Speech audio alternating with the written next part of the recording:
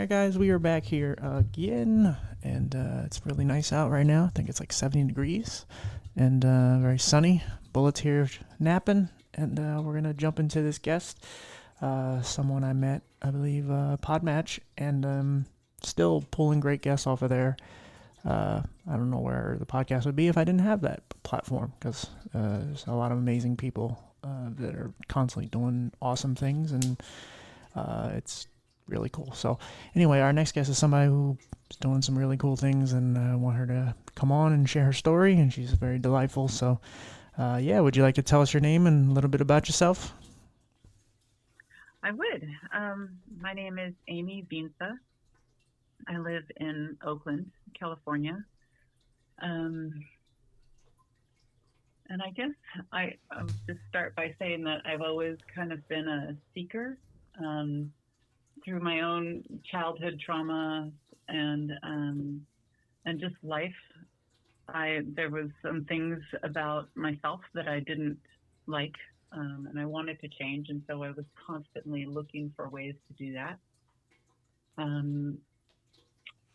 One of the ways that I became a massage therapist and a Reiki Master, and was constantly searching. But I think the thing that got me on the right path was that I had breast cancer at the young age of 31. Nobody in my family had ever been diagnosed with breast cancer, so it was unusual.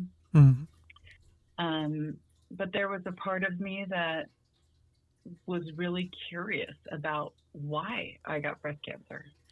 And it wasn't like a shaking your fist at God kind of, why me sort of thing. It was really like, no, why? Well, what is different about my physical body or my thought process or my spiritual connection? Because I consider myself to be all three of those things.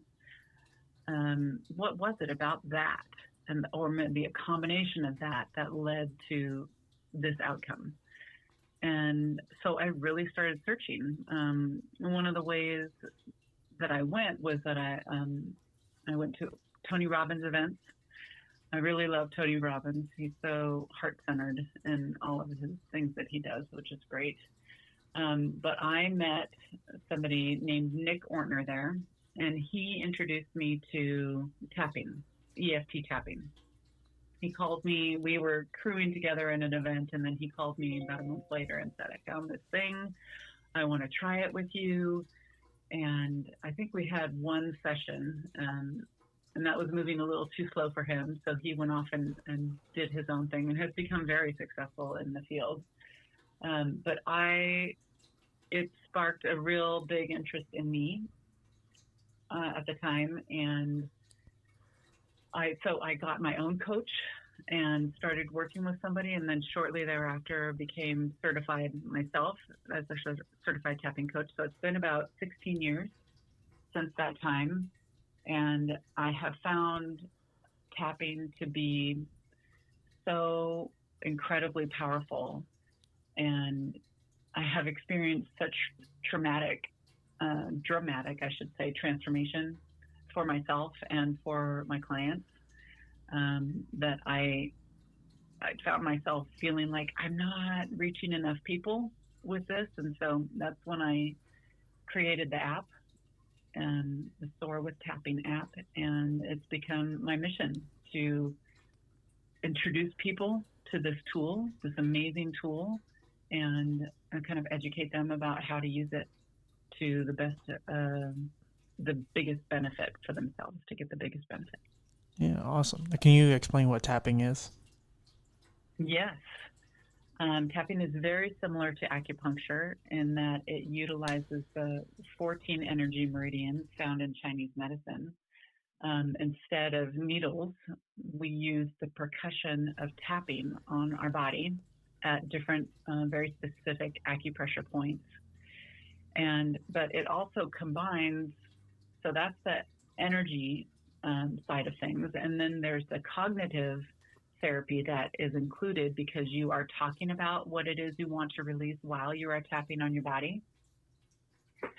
And then there is also a somatic element of therapy mixed in there, because the act of tapping on your body forces your energy into the present moment and into your body, instead of thinking about the past or thinking about the future and worrying about those things. It brings your energy into the present moment and helps you to feel really calm and relaxed.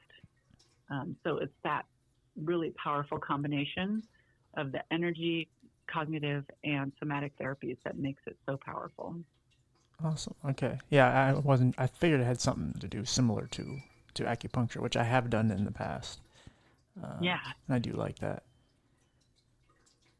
It's because I have very sensitive skin, but it at first it was like, oh, this is a little unsettling, and then eventually you don't even really feel it. And then when you get up, it's like you feel like your muscles feel a lot better. they do. It's a very relaxing experience getting acupuncture. Um, I have done acupuncture a lot too in my past, and I had kind of limited success with it. Um, so sometimes I would feel great, and sometimes I wouldn't notice a difference at all. So, but every time I do tapping, I notice a significant difference. And the great thing about it is you can do it by yourself. You know, there doesn't have to be any kind of cost involved. You can just do this amazing thing on your body, which is fairly simple, and right away, um, you start lowering the stress hormone cortisol in your body, and it helps you to feel more relaxed and calm. Now, is this like tapping on like pressure points of your body? Yes, you are tapping on acupressure points. Okay. And I'll just tell you from a scientific perspective how it works. When we get stressed in any way, shape, or form, um, what happens is the stress center in our brain, the amygdala, gets triggered, and it immediately goes into fight, flight, freeze, or fawn mode, and will release this rush of cortisol into our bodies. And half the time, we don't even know we've been triggered. We have zero idea why we've been triggered. We just know that all of a sudden we're feeling anxious in our bodies or uncomfortable in some way. Maybe we start to feel fearful and we don't know why. But that's why. Our subconscious mind has detected something in our vicinity that is making us feel afraid, and it has triggered that amygdala and caused this rush of cortisol in our body. So, what tapping on our acupressure points does is it starts to de escalate. It sends messages to that amygdala, and it starts de escalating that fight, flight, or freeze response. And it is taking cortisol out of our system, and it will reduce cortisol 43% faster than if you had done nothing else. And it will start sending that message to your amygdala that it's okay to feel safe and calm in this moment, that there is no immediate threat, and it's okay to relax. So it'll lower your blood pressure, it'll lower heart rate, lower cortisol, and it'll start making you feel happier in a very short period of time. Now, do you believe in any of these supplements that say that they cure cortisol, like high levels? I have never come across a supplement that says that they um, will, I'm assuming, remove cortisol from your system. Yeah, like especially a big thing like on TikTok. There's a lot of different brands that say they promote, lowering your cortisol levels. And it'll tell you all the symptoms of what, like a ring in your ear and high blood pressure and all these things. And then if you take this, this will lower it.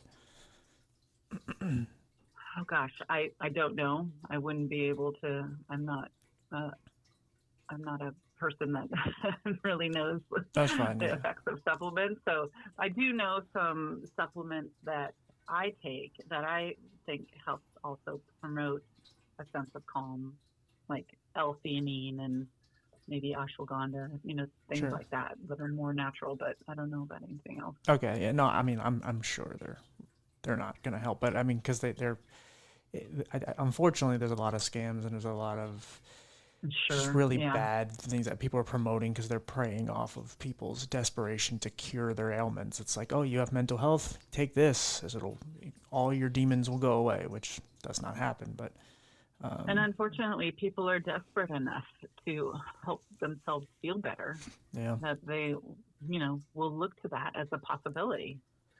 yeah, So and that's one of the great things about tapping is that it is free. It's right. totally free and available to you at any time. And that's why it feels so important to educate people about this amazing tool because they could really help themselves in the moment. Sure. Now, I know you talked earlier about like breast cancer being kind of one of the cogs in the wheel that kind of helped you kind of push you in this direction. But what about all the trauma that you dealt with like as a child? I'm sure that had a huge part of not liking you or your body. And because I mean, as a person who's gone through my own sexual and verbal and just abuse in general as a child, it took a long time for me to actually accept myself and like who I was. I Oh mean, yeah, yeah. that's the worst trauma is all of the things that happen to us when we're kids, and um, and there's two different kinds of trauma. There's big T trauma, like some of the stuff you're talking about, big events like sexual or some kind of physical assault, or even cancer can be a physical trauma.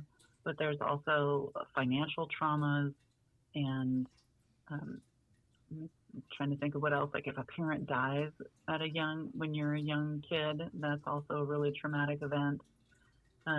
So there's that type of big trauma, which is generally easier to release unless it happens over a prolonged period of time.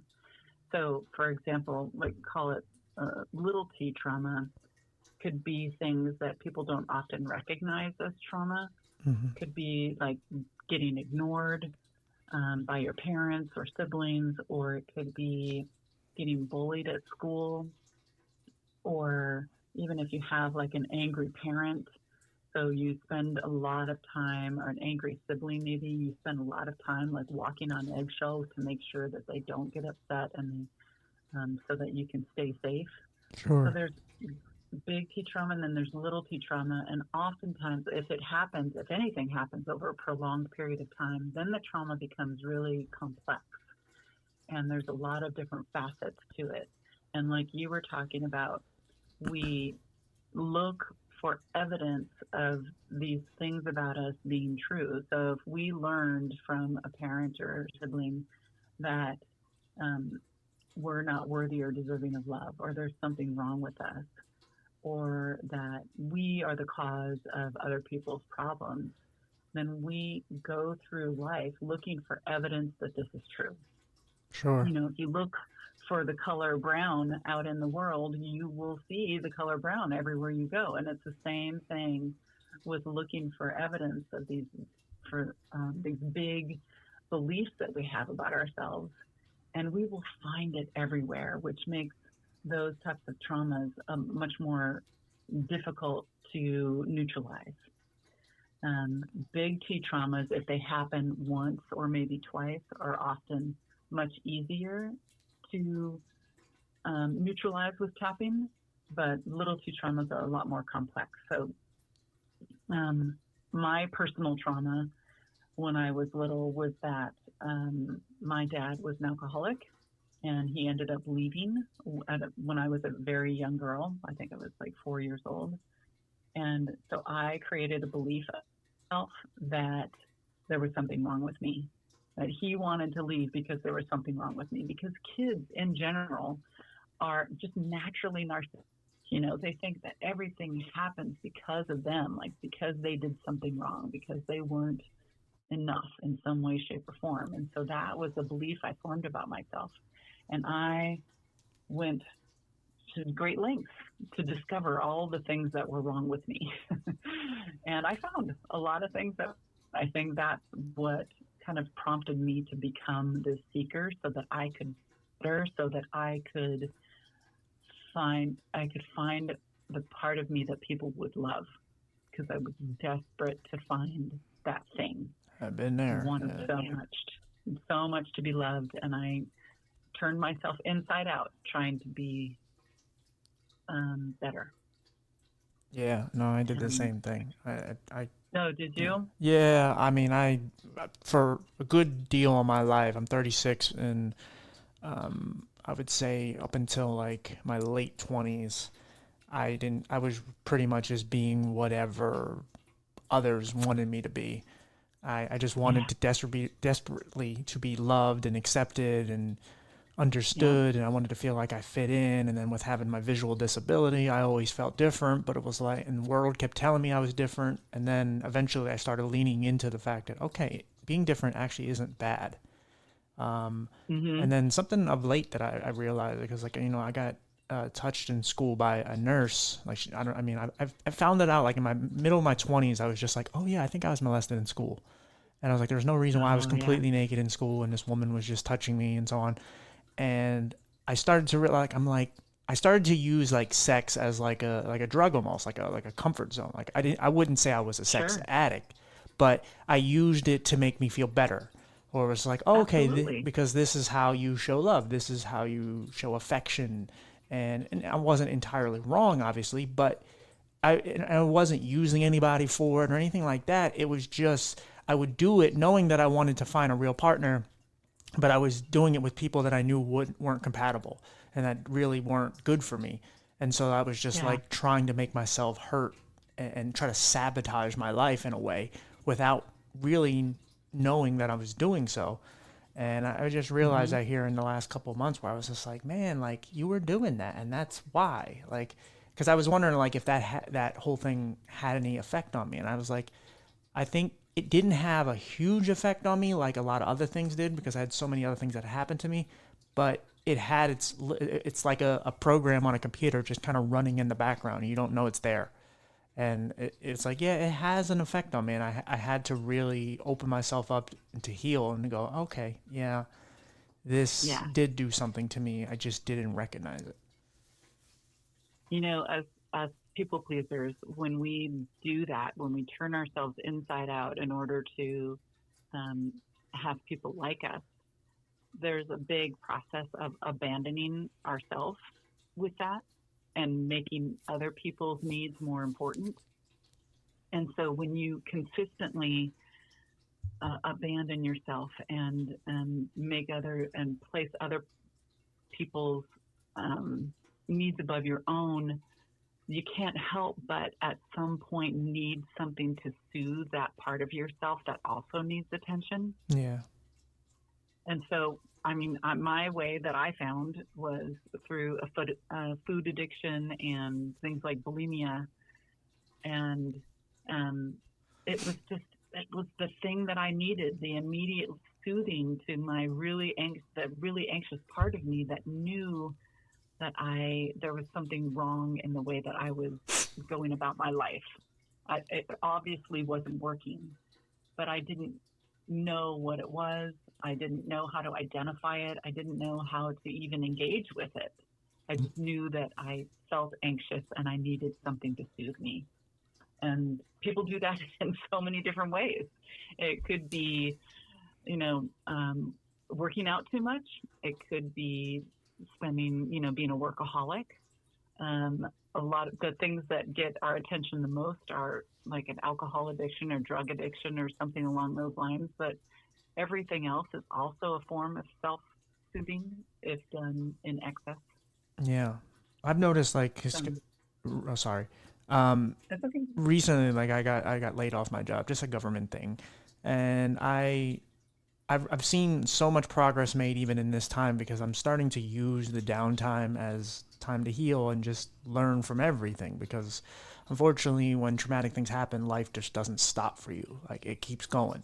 And other traumatic Right. things will happen and so on and so on. And eventually you get in your 20s and your 30s, 40s, 50s, and you are like, man, I still haven't dealt with this.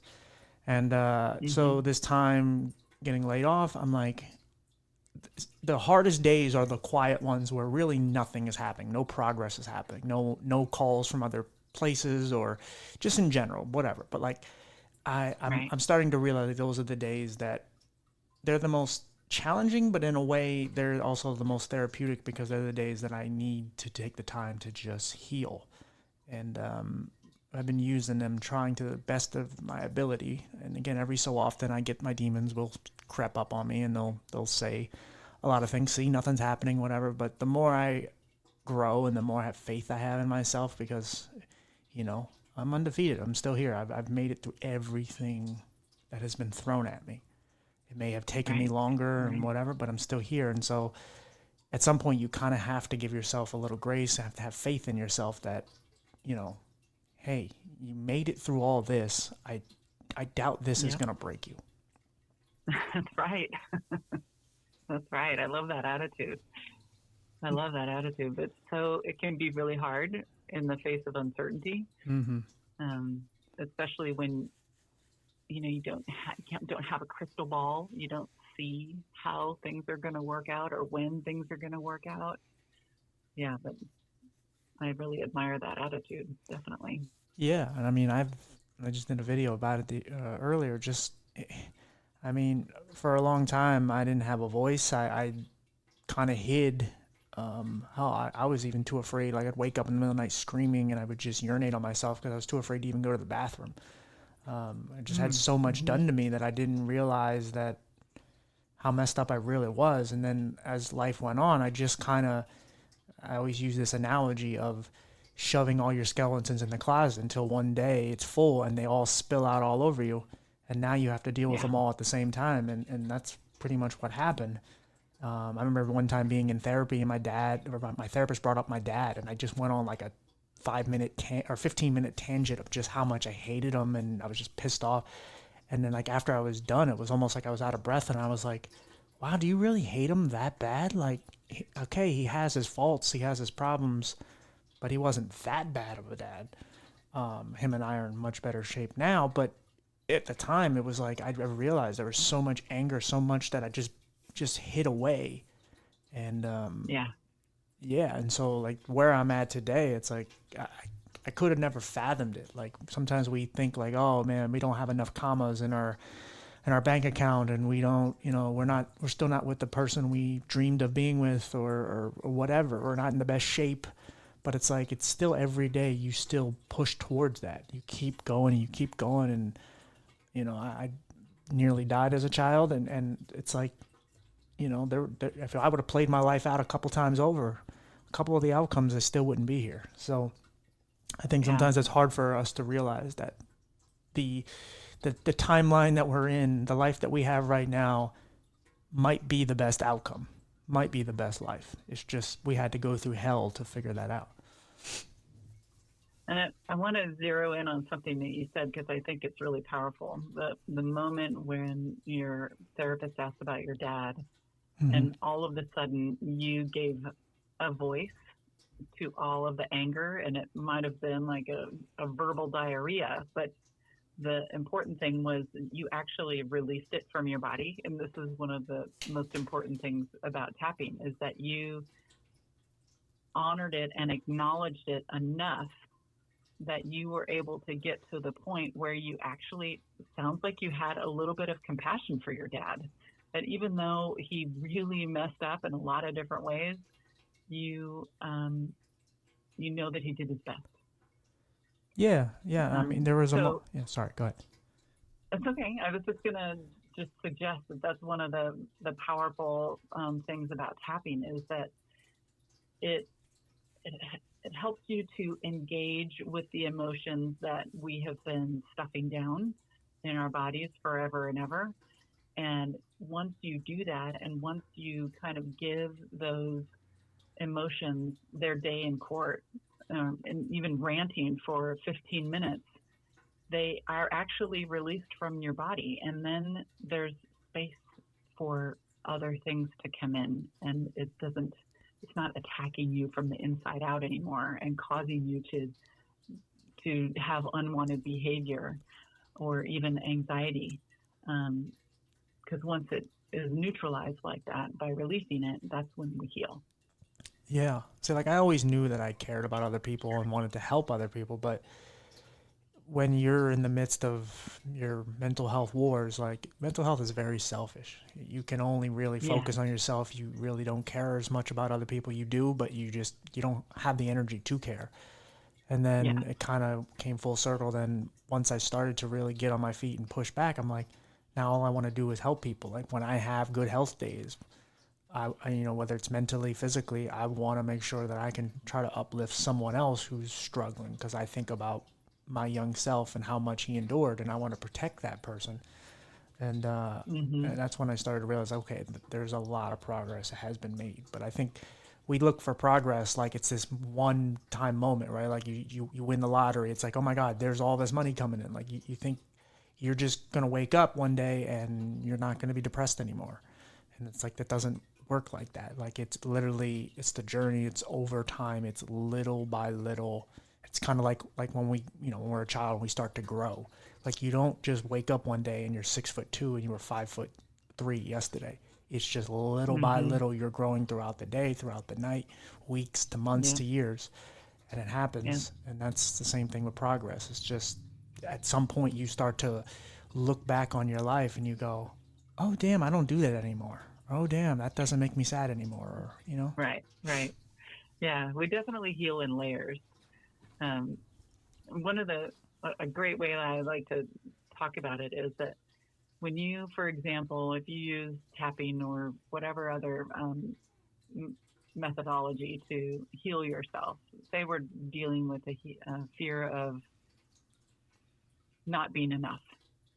And if you use tapping for that, we use a scale. And the beginning of tapping will say, how true is this? Like that you are not worthy or deserving. How true on a scale from 0 to 10. And if people say 10, then we tap and we tap and we tap, and we get that eventually down to a 0. And you might think, oh, well, the fear of not being worthy or deserving is totally gone. But it's gone for the stage that your life is in at that moment. And when you get rid of that fear, there is kind of an expansion that happens within you, and all of a sudden your life is allowed to become a little bit bigger. You're allowed to have maybe bigger dreams for yourself, want more for yourself, whether that's money or a better relationship or a better job or even better friends. So mm-hmm. you expand into that. And then you might live there for a little while, and then there will come a time when you want more from your life. Say, okay, I don't just want a husband or a wife, I want a family and kids. And so you expand into that space. But then parenthood will require you to do some more healing. So you Sure. expand into that space, and then life requires more of you, and then there's more healing to do. So you heal in layers, and that will continue to happen throughout your life. There have been a number of times where I thought, God, I've dealt with this. My why is it resurfacing now? Now when I need Well, more I expand, the more I push on the levels of my comfort zone, the more I need to do more work. And that's just, I have to come into a level of acceptance and surrender around that if I'm going to keep healing and keep growing as a person. yeah, no, for sure. I completely agree. Like I said, the work that's been done, it's not over. I just got to keep going. And Yeah. I mean, because I do a lot of advocacy, and I always tell people it's like sometimes just existing, just living is trying. And I know you Yeah. want to get up today, you want to do the dishes, you want to do all these things, but you did shower, you did brush your teeth, you did eat. That's something, because if you didn't, if you didn't care, you wouldn't have done that. If you didn't want to be Right. here, like Right. there's always an easy way out, and you're not taking it. Yeah. And so the fact that time in and time You're out, you get up, that's you're beautiful. you're right though. Sometimes survival feels like the hardest thing in the world. Yeah. Yeah. Yeah. And we need all the tools we can get in those moments Yeah, because to I have moments where like I just get very overwhelmed so easily. Where it's just like, hey, go onto this website, sign up for this, and it just seems like nothing will go right, and I just start to get anxiety, and I just start going like, and like I know I can do it, but it's just I get overwhelmed, and so sometimes I have to mm-hmm. just take small steps, and I go, okay, I tried. We're gonna walk away from it. Today's just not the day it's gonna happen, and Right. go from there. and then just do what I can do and leave it at that. It's just Do you have anything that you really get stuck on that you can't make yourself move forward with it? um I mean, I don't know. I've leaped over so many barriers and hurdles, but I would say, I guess the hardest thing for me now is being patient and letting everything just take its hold and do what it's got to do, because I'm like, I believe in God, I believe in myself, and like at this point I feel like I have almost all the pieces to what I should be doing in life.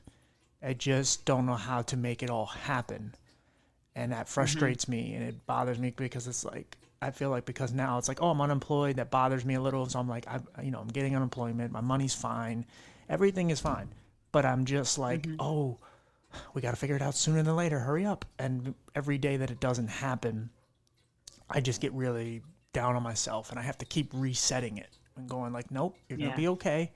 You're Yeah. good. You're good. It's gonna be all right. We're gonna figure it out. And then like today, where it's just like nothing's happening, and then thank God I got this going on the podcast. I got going out to eat later, but it's like when nothing is happening, and what I continue to try to manifest and desire isn't happening every day, it gets harder and harder for me to like tell myself, nope, it's still coming. Yeah. Yeah. Yeah, when you can't see the future and you don't know when it's going to end, I think that's probably one of the biggest fears that I have is being patient, and that I'm going in the right direction. I want to know that I'm going in the right direction. I want some kind of sign. I want, you know, God to magic it somehow so Yeah. that I know that things are working the way that they're supposed to, that I am going in the right direction, that I am fulfilling my purpose. Um, but sometimes, yeah, it's just really hard to stay positive, to stay moving in those directions, and yeah, that's a big challenge. Well, and as you How do could you go ahead. um, how do you normally kind of help yourself through those moments? I mean, I try to multitask. I try to just, I try to self like reflect. And a lot of times when I usually compare to look for growth, I compare it to similar situation, because I think it's unfair to be like, hey, you Mm, had this disease when you were a kid, you nearly died. Like that may be the most traumatic thing. So if I compare it to that, it's right. always going to seem very insignificant. But if I compare it Yeah. to a couple years ago when I got fired, and it took me about 3.5, 4 months to find another job. I had to get over that whole no one will hire me because I'm disabled type thing. And I made it through that. And then with this time, I didn't get fired. I got laid off. It wasn't my fault. And I already had someone willing to want to hire me right off the bat. It just wasn't a job I really wanted. But it's like, okay, there's that. That's improvement. And then it's just looking for the growth. And I will Mm-hmm. say, like, one of the hardest things, and I'm sure you can attest to, is that when you've been through a lot, it's hard not to look for the next hard thing that's coming. Like, you're looking over your shoulder constantly. And I think where I'm at right now is I do that a lot less, but I think when things stay still like they are, and like I feel like I should be doing something, but I also feel like I need to be patient. So then it's like, how do I do both? Like, how do I put in Mm-hmm. motion what I want, but also Mm-hmm. sit here and wait for it? So that's been the Yeah. confliction. Yeah. And tell me what you think about this, but it just occurred to me that maybe um, that part of us that looks out into the future, trying to look for all of the bad things, I think that might be a function of our trauma, Yeah. is to try and head off all of the bad things that could be coming our way. Um, and so we're constantly scanning the horizon for problems instead of maybe joy or things that make us happy, or, you know, Yeah. or feeling of fulfillment. We're constantly looking for the thing that we have to be afraid of. Right. Yeah. No, I mean, I think, like I said, where I see progress is that I know all the good things that are coming I deserve. I've gotten over that hurdle, which is a big one. That is a big one. Nice job. Yeah, I've gotten over the hurdle that all the bad things weren't my fault. So that's another big hurdle. Hmm. It's, I guess, the one hurdle that I haven't jumped yet is like, like I said, I feel like I deserve it. It's just like, really? Like, that's going to happen for me? Like, because you go through so much and you live like a basic, lifestyle. And you're like, okay, like, I'm actually, my podcast is really going to grow and I'm going to make money and I'm going to, I'm gonna move into a house and I'm gonna fall in love and like that's all gonna happen to me. Like I said, I feel like I deserve it. It's just the idea of like I'm. It's not just a fantasy. Like that can actually happen to me. Hmm. And that's the one hurdle that I haven't jumped yet because there's still a part of me like I said, I know I deserve it. It's just believing that it's gonna happen because it's like when so much bad has happened, you're like, man, like it's hard to see. Like when I see people like online, they're like, man, I used to live this lifestyle and I never could fathom where I'd be today. And I'm like, Hmm. I'd love that. And I know it can happen. It's just, like I said, there's still a small part of me that doubts it all. Yeah. Yeah. I'm right there with you. Have you heard of Dr. Joe Dispenza? No. He he's written quite a few books. The most recent one I think is called Becoming Supernatural. And he has done a ton of studies on how effective visualization can be for creating your future as long as you are able to feel the emotion of having achieved whatever it is your desire is. So, for example, if you visualize yourself um, being married and in a house and with a job that you really enjoy, and you felt the feelings of that, what that feels like, the love for your spouse, the love of your house, and just the gratitude, intense gratitude for all of those things. Um, Not only do you start to just feel better in your everyday life, but that you attract it to yourself that much faster. And I don't know if you're a fan of the law of attraction, but I tend to believe that that is something that you can really have an effect over the timing with which things happen for you. Sure. Yeah. No. Is if you do things like visualize and feel Yeah. the No, I positive do. feelings around it. Yeah. No. Absolutely. I definitely do that, and I think the only downside is one like I fantasize, I dream about it. I'm like, oh my god, I can't wait to have this. Then there's a part of me that goes, oh, that can't happen to you, and so Mm, it I have to push those thoughts away, and usually I do. yeah. But yeah, that's the only drawback. But yeah, I definitely there's times where I can sense it and feel it and almost taste it, where it's like, okay, that is awesome. I can't wait for that. Yeah. And I think part Yeah. of, I guess, where I kind of get impatient with myself is I've done everything in the last, let's say, 8 to 10 years my way. I stopped doing it how everyone else wanted me to do it or whatever. Like, I have this great relationship with my 92-year-old grandma. And, our generations are, we're almost 60 years apart. And our generations are totally different. So the idea of being online, talking about being bullied and molested and having mental health and all that, that's foreign to her, which I get.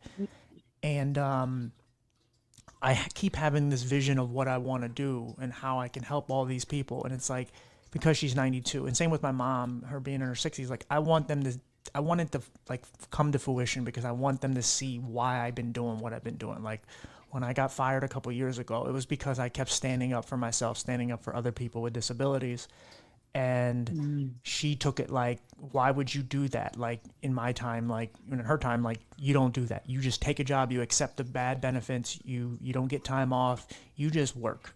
yeah. And for me, like Yeah. I got tired of taking people's shit in life. And I Mhm. got tired of being Mhm. silent. And I said, I'm not doing this anymore. Like this is who I am. I found my voice and I'm gonna use it. Even if it costs me a couple things. And it did. That's so brave. Yeah, it's hard. Very brave. Yeah. because I didn't believe anyone else would hire me at that point. I felt like this is the only, because that was kind of what's implied working there. It's like we hire people with visual impairment and blindness, and when, you know, where else are you going to go? And I believed that shit. I really did. And I got Yeah. fired and I found a better job. And so, Yeah. but I had to prove that to myself. And for me, so like I said, the one thing that I kind of stress out about a little bit is like, I want all this. I want my grandma to see all of what I've been envisioning, because I don't, she's starting to see like the podcast and everything I've been doing and all the friends I make. And she's starting to see a little bit like, okay, like this was for a reason.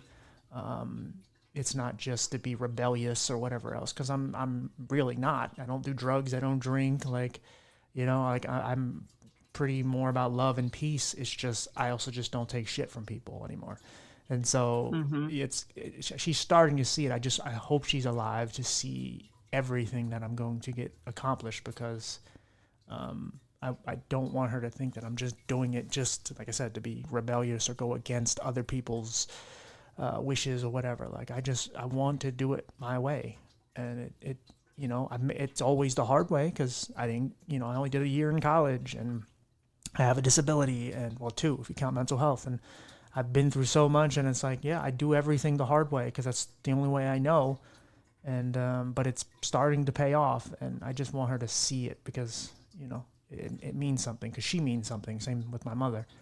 Mm-hmm. Mm-hmm. And like I said, there's a lot that has come of just even doing the podcast, whether it's job opportunities, or going back to my old school and talking to the visually impaired and blind kids, or just all the friends and all the people I've talked to, and just so much has come from it. Yeah. But she still doesn't see the full vision, and so that's what I hope I can get across someday, so she can see what I've been trying to show her. I think that you're probably doing that with, I mean, you are a great example of overcoming adversity and finding your voice and living your truth. And if that means kind of questioning norms within a company and fighting for better conditions, that's when great changes happen, Yeah. when people push against what is, you know, what's happening in their life. They push against it and they fight hard for it, and then better things happen. You know, I don't know how your mom and your grandma wouldn't see that. So I'm sure you're having a really positive influence on them. Yeah, for sure. You know, my family's also somewhat closed off, where it's like it's hard. Like when you say you love you to each other, like we 100% love each other. It's just seems like it's more implied love. Um, but Yes, but yes, it's I know just, what you mean. yeah, it's just different generation. Like I said, I know they love me and they have said it. It's not like it's just sometimes it's awkward to say it to each other, but no, I know they get it. Especially my mom, but my grandma, like I said, she's just so old school, and Yeah. like when she'll sometimes say like, why are you online preaching, why are you posting stuff like about this and that, and I'm like, Grandma, I don't want to show you the hundreds of people that are commenting or writing to me going, hey, you helped get me through the day, thank you for your content, please don't stop. Like I don't want to do that, because like I know in a way I should, because it's like, hey, look what your grandson's doing, but at the same time it's like, no, like I don't want to be self-serving and be like, look what people are saying about me. It's just, you just got to Hmm. believe that I'm doing something for a bigger reason, and it's not. I get it. This is not the way you were brought up. This is not how they do it. But I wasn't brought up that way. I'm doing everything my way, not your way. I just have so much respect for that, Timothy. It's with people in your family, people that you really love and you care about their opinion of you, for you to keep moving forward with something with a lack of support from them. That's so brave. It's really admirable. And Yeah, yeah, I wish the best for this podcast for that reason alone, so that you can show them that it yeah, was worth it. yeah. I appreciate it. Yeah, I mean yeah, and maybe that is where partially the rebellious part kicks in, because like early on, when every time my grandma would be like, "Why are you doing this silly little podcast thing?" I just said it means something to me. Like I don't care if you don't like it. And again, I love my grandma, I really do, but she Mm-hmm. just doesn't get certain things until, because like I said, it's just unfortunately, having a disability in her time, like you just threw them in camps and little places, like they weren't treated right. And again, my grandma accepts me for my visual problem. Like she's never treated me differently, but she still says things that probably aren't very proper in today's time. And because, people like me during her, when she was growing up, like the ceiling was so low for us. So the idea of even just getting a job is like, oh, good, you should keep this job. Like even more so because who's going to hire you type stuff. And it's like, I have to break so many stereotypes. I have to break so many barriers. And I even have to prove to even people who love me and care about me that they're not going to get in my way. And then because when they say those things, then I start to believe it even more because it's like, well, they wouldn't say it if they didn't mean it. And like I said, there's like just being patient and trying to, like, I'm playing the field right now and figuring out like the next job I take, I want to really like it. I want to be passionate about it. And I have people in my life who love me and are like, well, don't be too patient. Don't. And it's like, look, man, I have a decent 5-figure savings. I'm good if I really need it. If anything gets bad, I'm good. And it's like, I just have to be patient. And I just sometimes shutting off the noise from all the people who even care about me. Not everybody, but some of them, where it's like, because they would be way worse in this situation. They would be very insecure and panicking. They put their feelings onto me. And it's like, no, man, that's just not how I roll anymore. Like, I'm not saying I'm not a little nervous. I'm not saying there's not uncertainty. 100% there is. But I can't, run my life with just being petrified of everything. So, it's the hardest thing for sure, to fight off even the people that you love, like fight off their feelings towards something. Because, like I said, when you're passionate about it, I wouldn't call them like a hater. I wouldn't call them a person that doesn't support me, because if it takes off, they're going to be very proud of me. But, Absolutely. if they're not very supportive in the beginning, sometimes it really makes you go, you're almost like, fuck you. And you don't want to be like that. But when you get so much negativity and so many people telling you what you will and won't be your whole life, and you've been bullied and all these things, you use every bit of negative energy to fuel yourself, even the people who love you, unfortunately. And it's a hard pill to swallow sometimes, because you assume that even the people that love you the most would always have your back through everything, and it's not always the case. And it sucks, but you deal with it. I think we would all love to have all of our family members be our biggest cheerleaders, but unfortunately, Oh, your phone's cutting out. and they project them onto us. As much as that might not be their intention, that is exactly what happens. And most people would stop their dreams from coming true if it meant losing the love of their family or making their family uncomfortable in any way. That's a lot of the stuff that I had to work through personally, was getting rid of the idea that I had to stay small in order for my family to still love me. Things like that are always underneath the surface. And those are some of the things that cause our anxiety and procrastination and addiction and stuff like that. So yeah. It's just like I said. I mean, I that's why I feel like we don't champion enough people just being themselves and going for what they want. Unfortunately, we're lost in this world where AI and just people are following, content creators, and like they don't live their own life. They're watching other people, like they're living their life through others, and it's like, no, man, you have to be yourself. It's the only thing you have over everyone else is your original. That's right. So be it. That's right. Unfortunately, one of our big needs as human beings is to belong. And we often will sacrifice the things that make us unique and individuals in order to be part of a group. But in the end, we sacrifice the essential part of who we really are, the things that makes us special by belonging. It's when we strive to belong to ourselves, like what you're saying, to listen to our inner voice and really elevate our own needs and wants, that's when we start to feel like we belong in the world, not necessarily in a group of people, but we belong in the world.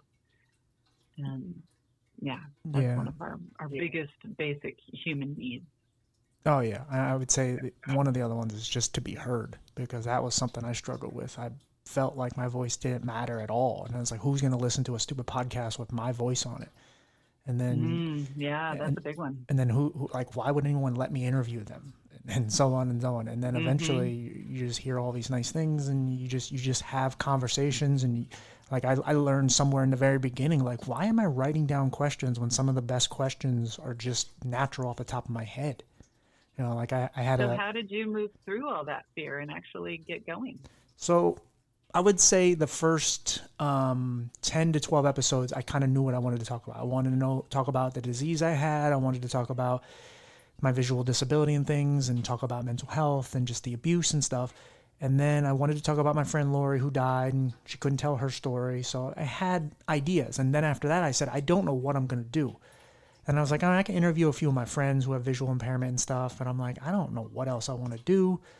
And I remember interviewing my aunt. She's one of the remaining survivors of the Hiroshima bombing. She's Japanese. She married into the family to a U.S. soldier. And my aunt Tamiko. And she, I had all these questions written down for her.